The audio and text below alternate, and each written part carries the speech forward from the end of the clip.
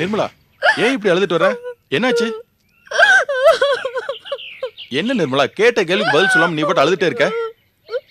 ரோட்ல இப்படி அழுதுட்டு வந்தேன்னா பாக்குறவங்க உன்னை தப்பா நினைப்பாங்க.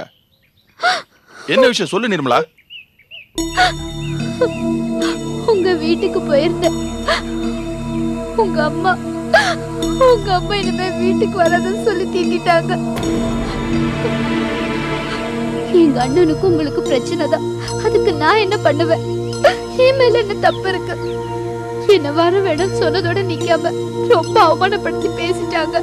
சாரி நிர்மலா, அத பத்தி ஒன்னும் ஃபீல் பண்ணாத. எங்க அண்ணனுக்கும் உங்க வீட்டுக்கு பிரச்சனை இருக்கிறது தெரிஞ்சும் அது பெருசா நினைக்காம நான் ஏன் உங்க வீட்டுக்கு வரேன் தெரியுமா? உங்களை பாக்கிறதுக்கு உங்ககிட்ட பேசுறதுக்கும் தான். உங்களை நான் எவ்வளவு தூரம் லவ் பண்றேன் தெரியுமா? இத்தனை நாள் என் மனசுக்குள்ளே இருந்தது, இன்னைக்கு என்னையும் மீறி வெளியே வந்துருச்சு. உங்க மனசுல என்ன இருக்குன்னு எனக்கு தெரியாது.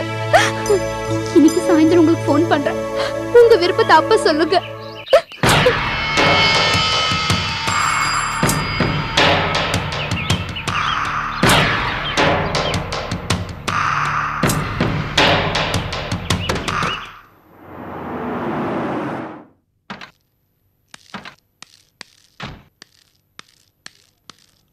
கொஞ்சம் இருப்பா, இரு, மெதுவா வா.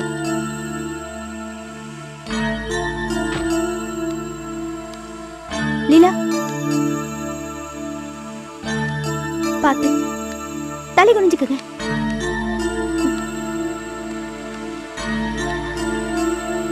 பாத்து மாமா.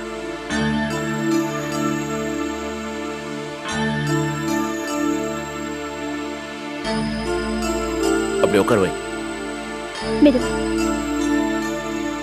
உட்காருங்க மாமா.